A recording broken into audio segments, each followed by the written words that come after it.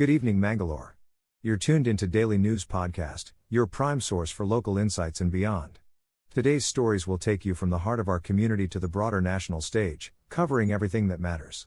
Let's dive into the news that shapes our world. In a shocking incident at St. Joseph Vaz Church in Mudipu, a thief broke in, vandalized the Holy Eucharist box, and stole sacred vessels and offerings. The theft, caught on CCTV, shows the masked thief forcibly entering the church on January 24th. Police are actively investigating the case with the help of the footage.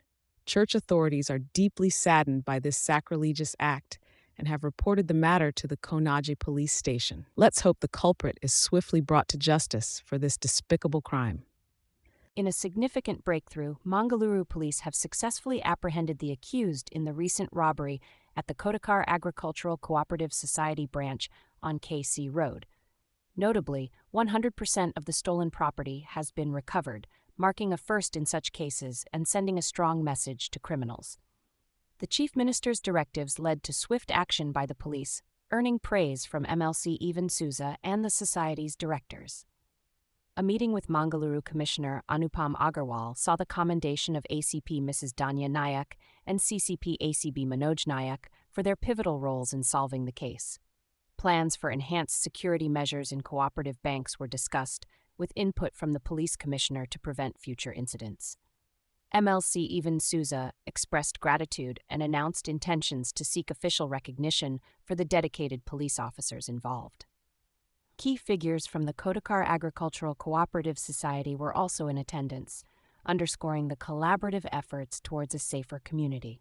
In a recent incident at Nekedi Bolaru on the Mangalore-Bengaluru National Highway, a gas tanker bound for Tamil Nadu from Mangaluru overturned after unexpectedly moving to the roadside. Despite the frightening ordeal, there was no gas leakage reported, thanks to prompt action. The mishap occurred when the driver noticed a technical issue and parked the tanker on a sloped area before leaving to get help from a mechanic. Upon his return, he found the tanker had overturned. Fire service personnel and Upangadi police quickly responded to the situation, ensuring safety and managing the aftermath of the incident. In a recent development, 14 individuals, including Ramasena leader Prasad Adavar, have been remanded to judicial custody until February 7th in connection with the attack on a unisex salon at Beja in Mangaluru. The incident occurred when Ramasena activists vandalized the salon, accusing the staff of immoral activities and reportedly threatening the women present. The swift action by Bark police led to the arrest of the accused involved in the case. Stay tuned for more updates on this developing story only on Mangalore Today. In a proud moment for Mangaluru, 2 NCC cadets from the city are set to showcase their skills at the upcoming Republic Day Parade in New Delhi. Lisha D.S., a third-year engineering student from St. Joseph Engineering College, and Sanath Krishna, a second-year engineering student, have been selected for this prestigious opportunity. Let's cheer them on as they represent our city with pride on the national stage. In a significant crackdown on wildlife poaching, forest officials have apprehended 3 individuals near Vandaru for illegally entering the forest area to hunt wild animals. The accused, identified as Muhammad Ashraf alias Mavi3 from Bhatkal, Wazim Akram, 34, from Sharur, and Ali Bapu Yasin, 36, were found in possession of weapons including a gun and knives. Additionally, 3 mobile phones and the auto rickshaw used by the culprits have been confiscated by the authorities. The suspects have been presented before the court and have been remanded to judicial custody. Swift action by the forest officials has helped curb this unlawful activity in the region. In a recent phone-in program, Mayor Manoj Kumar Kodikal of Mangaluru received multiple complaints regarding drainage issues in the smart city. Complaints flooded in from various areas like Padal Karmar, Valencia, Hosabedu, and Jepana Moguru about the lack of proper drainage facilities, with sewage water causing problems in some regions. Additionally, concerns were raised about unauthorized homestays operating in Bandal and objections faced by a resident feeding stray dogs. Deputy Mayor Bhanumathi and Standing Committee President Veena Mangala were also part of the discussion. Stay tuned as the local authorities work towards resolving these issues and improving the living conditions in Mangaluru. In a distressing incident near PPC in Udupi, a man has sexually harassed a 5-year-old girl, as reported by the girl's parents, who have filed a complaint at the women's police station. State Minister for Women and Child Welfare, Laxmi Hebalkar, currently undergoing treatment post an accident, has instructed officials to take immediate and strict action to capture the culprit. The harasser's image was captured on CCTV footage, urging the public to reach out to the police control room at 948080540 or inform the police station if they have any information on the accused. In today's news from Mangalore, the mayor has responded to various concerns raised by the residents. The Mangalore City Corporation is taking action against those dumping waste by the roadside, with plans to install more cameras in all 60 wards of the city. The mayor also addressed concerns about illegal slaughterhouses and has urged residents to report any illegal activities. Repair work on a foot-over bridge connecting Ulal Hoig to NH66 has been postponed due to a court order. Residents raised complaints about late-night operations of homestays, drainage line issues, and the need for repairs to infrastructure like an embankment and pavements. The mayor assured residents that the MCC is looking into these matters and exploring solutions. From concerns over fallen trees to gas pipeline disruptions, residents are actively engaging with the city authorities to address local issues and improve living conditions in Mangalore. In a significant development, Dakshina Kannada MP Captain Brijesh Chauta initiated the construction of a road in Parakalu Karaga colony under Alankar Gram Panchayat limits in Kadaba Taluk. The foundation stone was laid at a cost of 2.75 crore under the Pradhan Mantri Janjati Adivasi Nyaya Maha Abhiyan PM Janman scheme. This initiative, spearheaded by Prime Minister Narendra Modi in 2023, aims to provide essential infrastructure for marginalized communities. Captain Chauta emphasized the need for diligent follow-up to ensure the successful implementation of such schemes. Apart from the road project, the center has also allocated 2.4 crore for the construction of 4 multi-purpose centers in the district. It is noteworthy that the state government is yet to release its share of contributions. As part of the Janman scheme, a total of 11 crore has been allocated to Dakshina Kannada district for various development projects. The efforts were supported by Sulia MLA Bhagirathi Marulia, Alankar Gram Panchayat President Sushila, and other officials. In major news from Udupi, the district police took a stand against drug trafficking by destroying seized cannabis worth about 16 lakh at a facility in Padubidri. A total of 27.97 kilograms of cannabis seized by various police stations was incinerated at Ayush Envirotech P. Limited. The Superintendent of Police and Chairman of the District Drug Disposal Committee, K. Arun, along with Deputy Superintendents of Police D.T. Prabhu and Aravinda Kalaguji, supervised the operation. This proactive step demonstrates the commitment of the Udupi Police in curbing illegal activities and maintaining law and order in the region. In a proud moment for India, Rohit Sharma has been appointed as the captain of the ICC T20I Team of the Year for 2024. Leading India to its second T20 World Cup victory, Rohit showcased exceptional skills as a captain and player, finishing as the second highest run scorer of the tournament. Joining him in the prestigious team are Indian pacers Jasprit Bumrah and Arshdeep Singh, along with the dynamic all-rounder Hardik Pandya. Bumrah was also honored as the player of the tournament for his outstanding performance in the T20 World Cup. The team also features international talents like Babar Azam, Nicholas Puran, and Sikandar Raza, highlighting the global cricketing prowess. This star-studded lineup aims to inspire and set new benchmarks in the world of T20 cricket. Mangalore, January 25, 2025. Stargazers in Mangalore are in for a celestial treat as 6 planets, namely Venus, Mars, Jupiter, Saturn, Neptune, and Uranus, are set to align in the night sky today.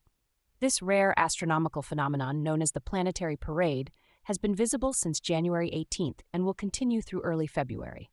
Tonight, all 6 planets will meet on the same side of the Sun, creating a spectacular sight above Earth.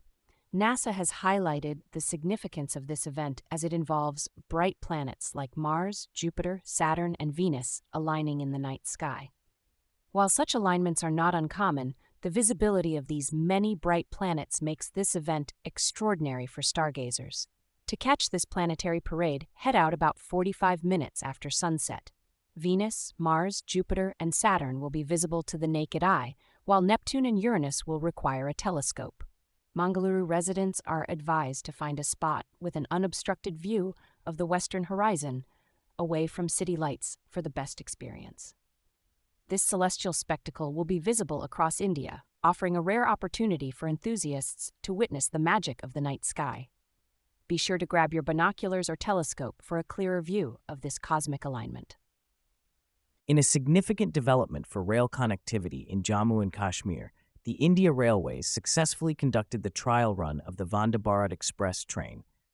The train journeyed from Sri Mata Vaishno Devi Katra to Srinagar, passing through the world's highest rail bridge, Chenab Bridge, and India's first cable-stayed railway bridge, Anji Khad.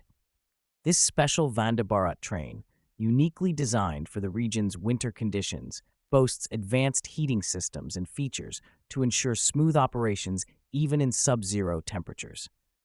The train briefly halted at Jammu, receiving a warm welcome before continuing its journey to Budgam station. Set to commence commercial operations soon, Prime Minister Narendra Modi is expected to flag off the inaugural journey from Katra, though the date is yet to be announced. The train signifies India's dedication to enhancing connectivity and economic development, particularly in completing the vital USBRL project connecting the Kashmir Valley to the broader Indian railway network.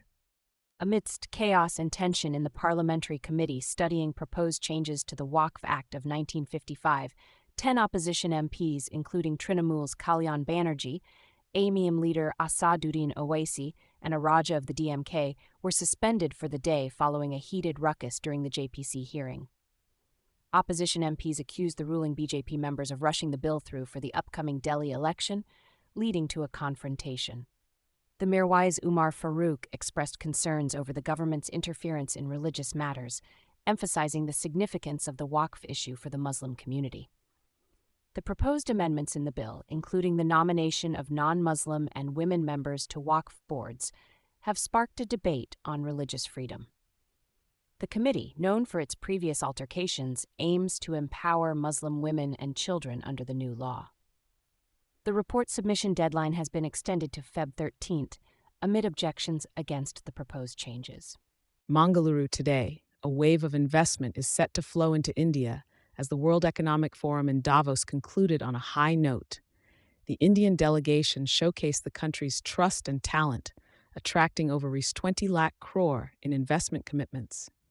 Maharashtra emerged as the top recipient with almost 80% of the investments.